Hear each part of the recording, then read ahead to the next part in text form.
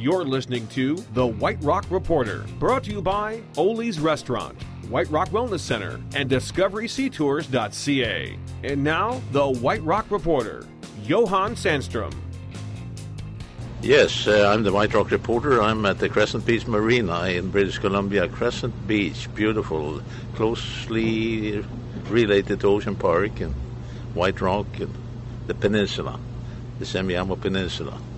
And I have with me here today, I'm sitting at launching the boat ramp here, and with me today, I'm so pleased to be able to take some of the time from Mr. Dan Savage. And Dan, welcome to the show. I think that we are pretty much in tune here. It says recording here, so we must be right on. Must be right on. So tell me a little about you.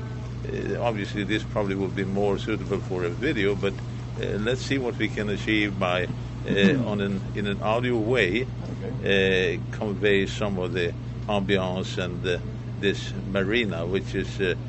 I do say, without really knowing what I'm talking about, it happens. And that is obviously that this is one of the larger marinas on this portion of the coast. Is that correct? Blaine, of course, is next door in the Washington State. You've got Semiahmoo and you've got Blaine and Point Roberts, which are larger than what you have here at Crescent Beach. But right. This is restricted somewhat because, again, it's all foreshore. But this is Canadian. This is Canadian. Yeah, I'm so glad it is. That it is sorting underneath the Canadian Coast Guard. And to that end, tell us a little about how did you get into this volunteer work, and were you ever partially employed, or what's your background? No. Are you a sailor in the back? And I have a fair amount of experience, like I say, going back to having served in the Canadian Navy way back when. And we know that. We know that, yeah. Back in 1981, I took the Canadian Power and Sail Squadron course. Oh, really? Yeah. For safe boating. Yeah. And once I got through the course and went out, I got very involved with the Canadian Power and Sail Squadrons. Right. And went through all of the different chairs with that organization, ended up instructing for about 8 or 9 years, safe boating. Right. And was involved in pleasure boating myself. And just back in the late 80s, early 90s, I became acquainted with a number of people down here involved in search and rescue. Right. Which in those days, Johan, you were not retired then, were you? You were not retired. No. I was working in the financial services business. Right. But at that particular point in time, the the Coast Guard was fundamentally an owner-operator. You had a bunch of people that were quite prepared to volunteer. And Rick Weldon was the forerunner of the organization here, and he used his own personal boat as a search and rescue platform. Right. And which worked quite well. That was kind of the... so you started then in a pretty modest way from the beginning. Yeah. Well, and where are you today from equipment-wise? I mean, vessels and... I hear about that the response time to White Rock Marina... White Rock Marina is very big. Has about 7 boats, I think, and plays for 10 or 12 or whatever. Yeah. It's a very small marina, and I call it marina because I I like to be a little sarcastic, because I don't really know what they do, but they do have their boats there, and that's great. Well, there's a co-op there. Yeah, there's exactly. Village boats. Yeah, that's good. Yeah. But otherwise, we were saying what? Well, we were talking again about the organization in terms of search and rescue, how it sort of moved from the owner-operator structure into being sort of a... in fact, it goes back to about 1998 when Pino Baccinello, local businessman, and George Evans, who was also a local businessman. There was about 4 or 5 of us at that time got together and formed the Semiahmoo Peninsula Marine Rescue Society. And that was with the idea of bringing the organization up to a professional level. In other words, getting away from the owner-operator. Did you succeed in bringing it up to that level? We have. Quickly, indeed. yeah. Well, and today, there is no question about it. No, but I mean, like you say, teething pains initially in terms of getting the new equipment, fundraising through the community in terms of trying to, raise money to buy a dedicated fast response boat, which is what we have now. That vessel was purchased in 1999. I saw when we had that... that was it the Fireman's Day or the safety fair? Yeah, exactly. That was a great boat. Yeah, that was a vessel out of this world. Yeah, well, that's an interesting story with that boat. That's a new boat.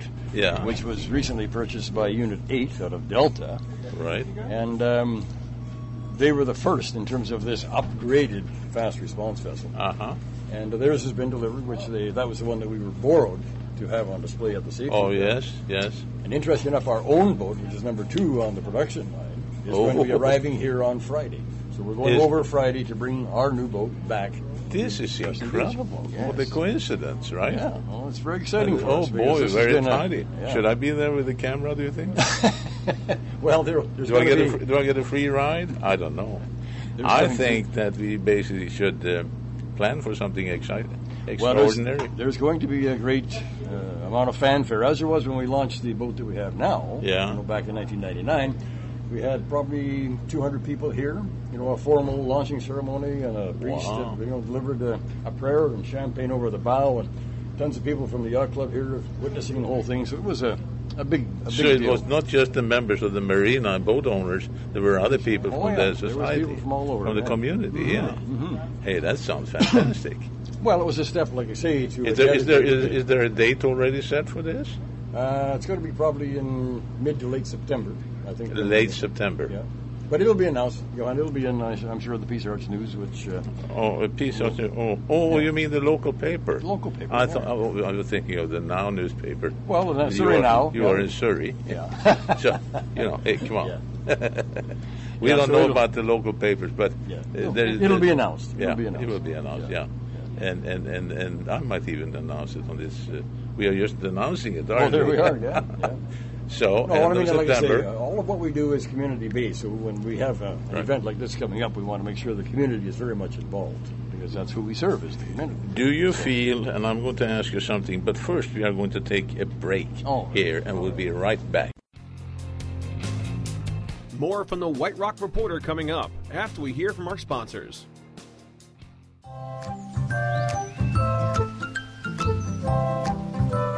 Enjoy adventures where eagles soar, whales play, and around the next corner is a soft pebble beach.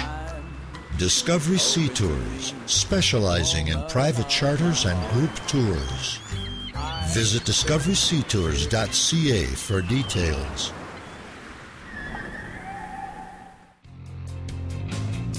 Time now to hear some more from the White Rock Reporter. Here's Johan Sandstrom.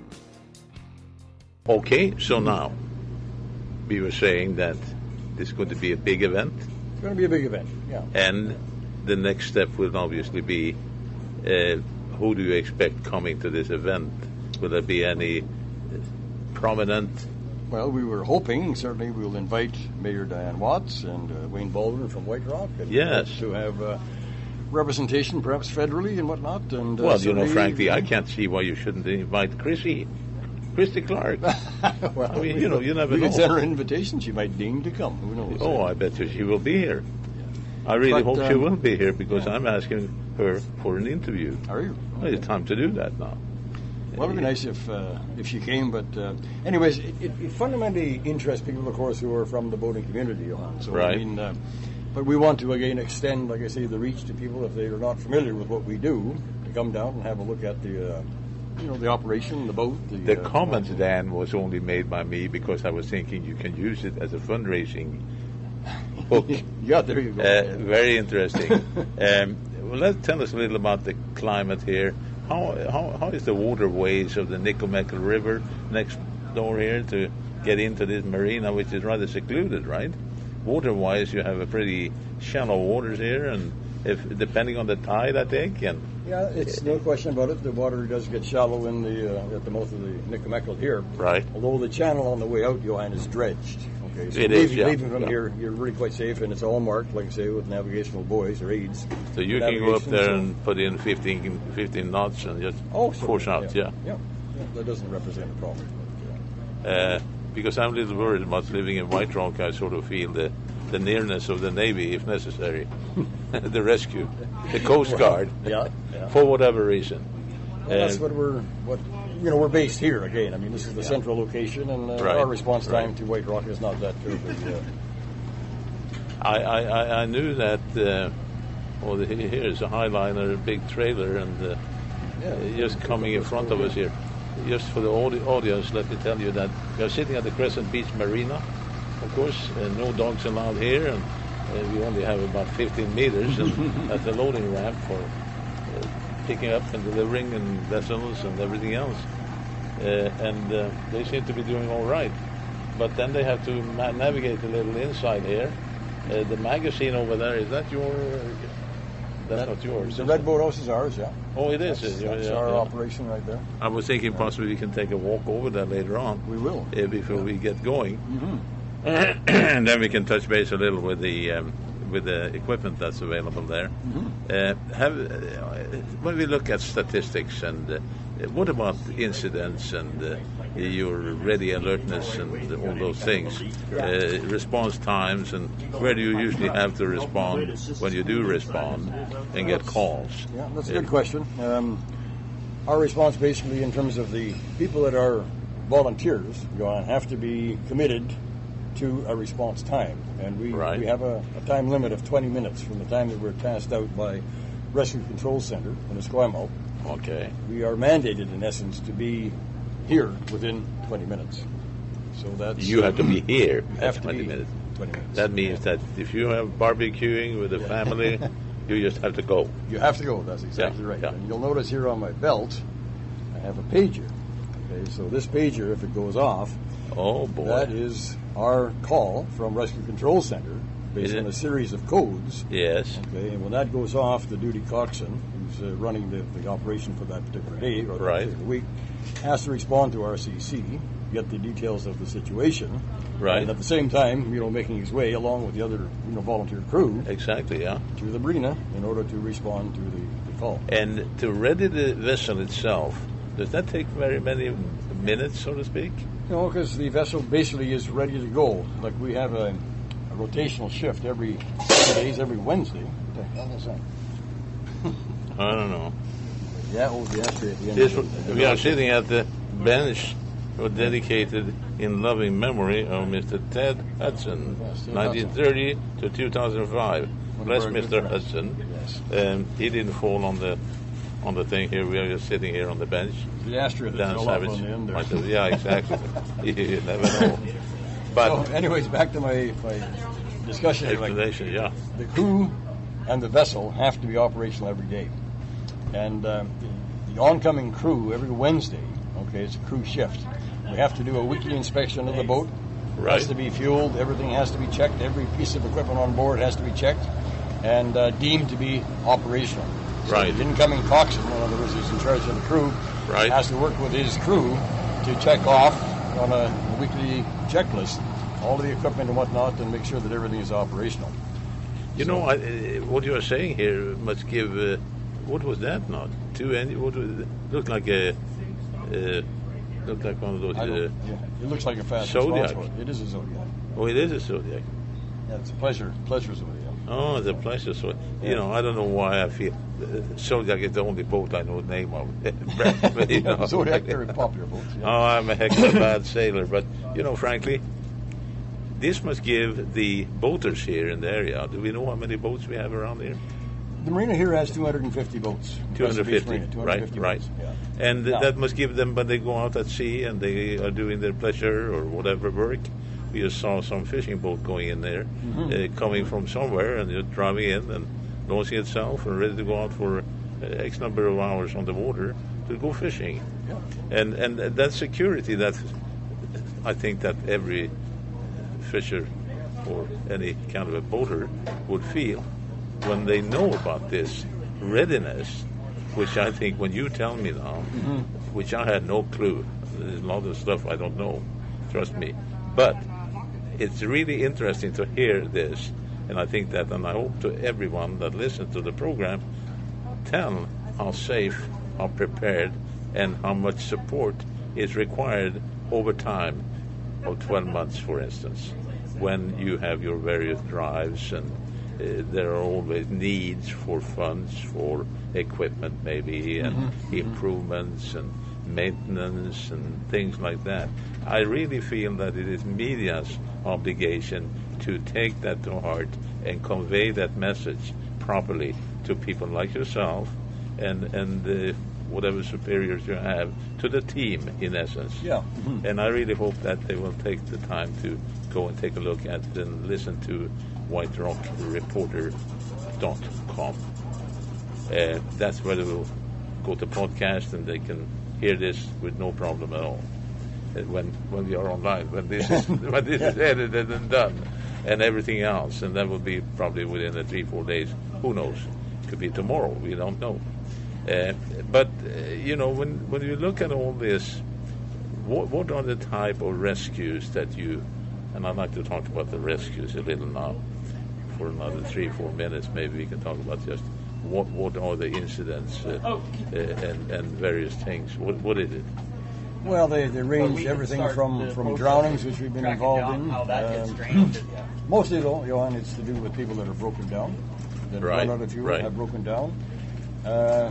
We have a great bay here for windsurfers, and we have a fair number of calls for people that see people blown down, like in terms of a windsurfer, in the water and whatnot, and seem to be struggling, so oftentimes they'll phone in 911 and whatever. Right.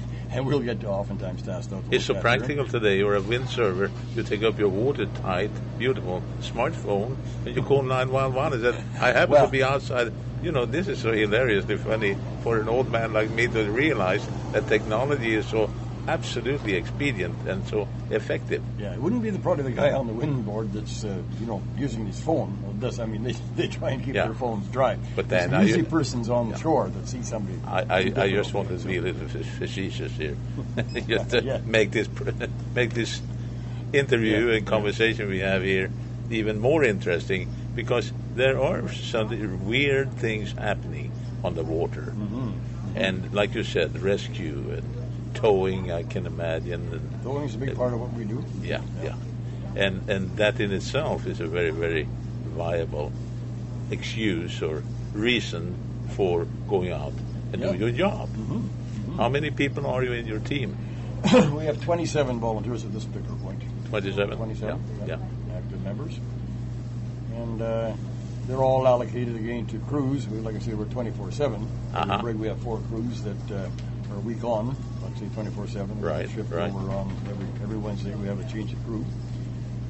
And training goes on every Wednesday. We all meet every Wednesday. Oh, really? Yeah. Everybody. This is a demanding type of. This is a little above the level of regular volunteerism. Yeah, it really is, for the simple reason that, like our accreditation, we have to be, again, professionally equipped with certain standards. Right. From every facet of search and rescue. Like it's all basically a matter of being checked off on your competency. Right. And some of it formal, some of it that we, accomplish ourselves here. But nonetheless, everybody that comes on board has to go through a rigorous training program right from the get-go. When I first met with you, and I think we had this video or whatever, but it's interesting. I met you now. You're personally a very fit person, right? Reasonably so, fit. Yeah. Reasonably, yeah. Well, I think it's important. How important it is to keep fit, not just because you're a volunteer, but in general, to keep fit. And I say to myself, Johan, don't take the car, walk. And frankly, I'm sort of tired of walking. I've done a lot of that stuff in the armed forces, and I felt I'd been marching along enough. But frankly, it's important to walk. Yes, it is. It keeps your circulation, things like that.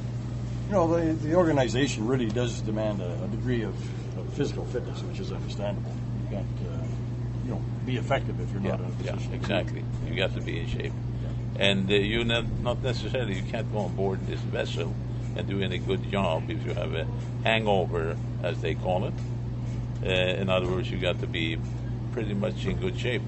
You can't be impaired by any means. I realize that, and I'm quite sure the listeners do too. Before we take that little walk around the park, I almost said, but down to your boathouse, your own. Am I calling it the right name? Yeah, our boathouse. Correct me if I'm wrong. I did. No, you're right. Our boathouse. Why don't we take a walk over there? Let's do that. And in the meantime, we are going to basically, you and I, we are going to take a break here. We'll be right back. More from the White Rock Reporter coming up after we hear from our sponsors.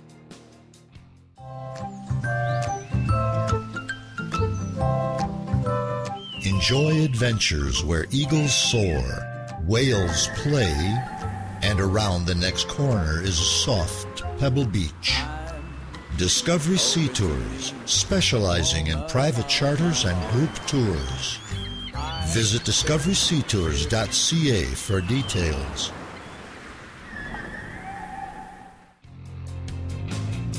Time now to hear some more from the White Rock Reporter. Here's Johan Sandstrom. Dan Savage is leading us here on the deck, and we are going to, that's number 30163. What kind of a vessel is this? That's a Eagle Queen. fishing boat. The Eagle Queen, yeah. Commercial crabber. Commercial crabber. Commercial crabber. Good, good. Harvesting the crab out of Boundary and Semiahmoo Bay.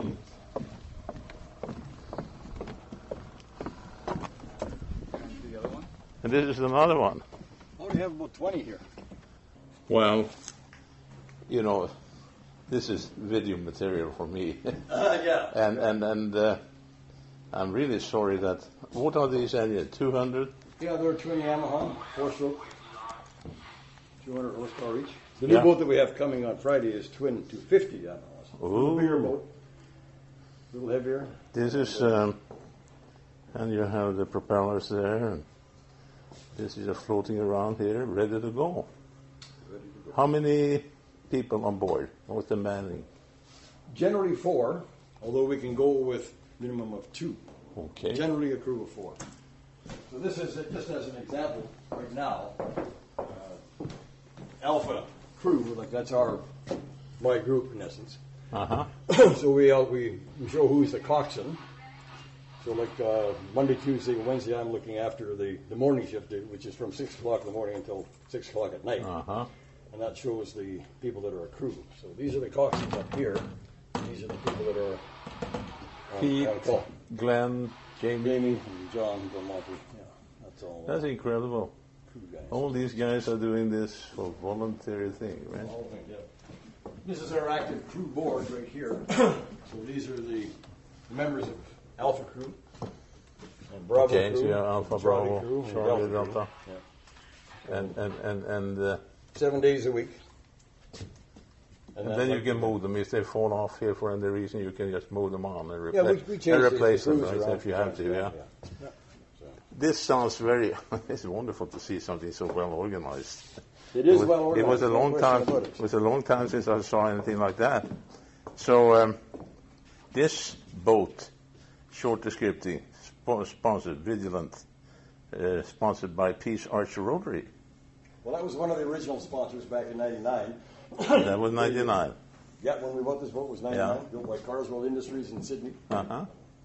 And referred to as a T-top, in terms of that style. Right. And it's been a great boat. There's a third set of engines on this particular boat. And you can see it's certainly... Can it lance itself? Can it get water inside here? Does it lance it? Well, you can if you're in really, really rough conditions. You get water inside. Yeah. But it's got scuppers that run through the back, of course. And so, it's got a self. To me, being a land crab, can I say that? I know many would probably listen to me and say, well, he is a land crab. Well, there's a lot of, I read here, Semiahmoo Volunteer Community Police Society and Canadian National Sportsman Shows and all kinds of things, Garswell and industries. And is it difficult to navigate? Is it difficult to navigate? Yeah. How do you mean? To drive this boat? Drive it out and be on the water on... twin engine boat handling is a bit of a skill, a learned skill. Right. There's a lot to do with arcs of turning and, all of the response and how you make the boat handle. No question about it. There's a bit of a fairly... You have to put on a few things here. It says White Rock South Surrey Foundation. Yeah, a lot of this, it goes back to the early fundraising days in 98, 99, 2000.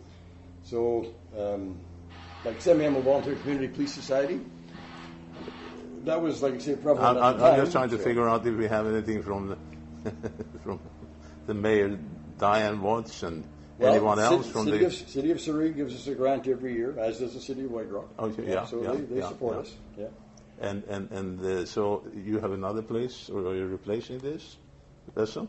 You get another one, We're getting a new boat, yeah. A new boat. Yeah. So this one goes somewhere. This one is going to be refurbished, Johan, and it'll be a replacement boat, like a standby vessel. Like a okay. Yeah, not only for ourselves, but probably for another 2 units. Okay. Basically, they don't want the volunteers to be in a position where they can't respond. No, okay, they need one extra. You need an extra boat. Backup. Exactly. So if this one, our new boat should fail for whatever reason, it's off out of service for a week or whatever. Exactly, you have to have a standby boat. We don't want to say we were not able to respond. Tell me a little about before we conclude this conversation. Tell me a little about what are the challenges in an operation like that here in Canada, and maybe compared to any other country that you are aware of, or any experience that you have. Everything looks so land-based here. You have a room for your sea gear, all your gear and all that stuff. But what are the challenges? There must be something to point at which is not necessarily difficult, but a challenge. I think the biggest challenge, to be honest with you, is just making sure that you continually attract good, high-quality people to be volunteers. Yeah. Because you don't get paid. It takes a lot of time away from families and whatnot, and it takes a great degree of commitment on the part of the volunteers to be continually updating their skills. So the challenge here must be to continued dedicated staff on board. Exactly, yeah. That must be it. But the learning process never stops. Like I say, people come on board, they have to go through, like I say, fairly rigid criteria to come on board. So in dedication, you can say that a desire to learn is very much so. Very much. What is the middle age here? What's the average age for the guys? I mean, you are... Yeah. Well, the average age I would suggest right now for this unit is probably about 45. 45, yeah. We got some younger people, we got some older people, but I'd say the average is But there is a lot of stuff to build on, and many people. Do you feel that there is a lot of attrition, people falling off? Or? Well, there is. If you're looking at people in their mid to late 20s or 30s or whatnot, jobs, of course, take priority over everything. They get transferred, they move. Yeah, of course. So we have some very, very good people that have gone over to the island and whatnot. So, that's just the ongoing process of continually recruiting good quality people, because we do lose people. So what is your last conclusive words? Because I think it would be great if you had something that I know possibly you have been thinking about that you would like to give attention to in this program, the whiterockreporter.com. Well, I think the main thing is just that the general public understands and appreciates that there is a very highly skilled group of volunteers who are available 24/7 to provide safety on the water. And I think that's really the bottom line. If you look at the number of drownings and the incidents that happen on the water, and all of the the difficulties it causes. This year it has been more than usual. More than usual, that's right. That's right. Possibly because the weather has been so nice. We have had almost over 40 days with nothing but sun. Well, it's interesting. The weather has been great. People gravitate towards the water, but the lack of safety training, I would suggest, for a lot of the general public, their ignorance of basic protocol in terms of PFDs, wearing a PFD, and understanding if they're going boating, the safety equipment required, the qualifications. There's a big... I was wandering along the coastline here, being used to the United States, California, Washington, Oregon. You go out on the coast there, you can see along the beaches and the landmass, where you meet the ocean. There is always some equipment for people to grab a hold of in case they need to take a ring to run out and buoys or what have you. We don't see that so much here in this area.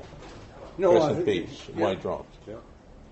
No, I think, like I say, if you look at the typical wharf, or you look at the White Rock Pier, there's no life rings attached to anywhere along the pier and whatnot. Well, heavens take, tell me about that, because I have been sort of haggling about it, and after a while you sort of give up, because that guy he's totally nuts, because he's talking about something that you never know when you need it. That's what I'm saying. It's a question of being prepared and prevent. So we talk about all these incidents on the water, and I think that we should be able to fundraise or get the city to pay, and it should be a no-brainer. And I say that from my heart. And you can hear I do it with emphasis. I get a little frustrated when I see what you just said. We have that marina down there. We have a water-based community that's pride itself for being a seaside resort, and I think we should have that. Because you never know when people could need something to hold on to, or grab, or roll out, or whatever. Well, as I say, I mean, in terms of life rings, perhaps on the White Rock Pier, it could be a good suggestion. There aren't any that I'm aware of, like on the pier itself. No. But whether they would sort of remain there for the 24-hour period, you never know if they go walking off the pier as well. Well, we shouldn't be complaining on this program. This is a program. This is the White Rock Radio.fm. We are positive people. We are positive, and yes. I can tell you, it was absolutely wonderful to have met with you. And I thank you so much for being able to round off this so nicely by showing us this vessel here, nicely tucked and ready to go in front of us. So thanks an awful lot, Dan. Thank you, Johan. Thank you. Thanks for listening to White Rock Reporter, brought to you by Ole's Restaurant, White Rock Wellness Center, and DiscoverySeaTours.ca. To learn more about the White Rock Reporter and to get access to more great episodes, visit whiterockreporter.com. That's www.whiterockreporter.com.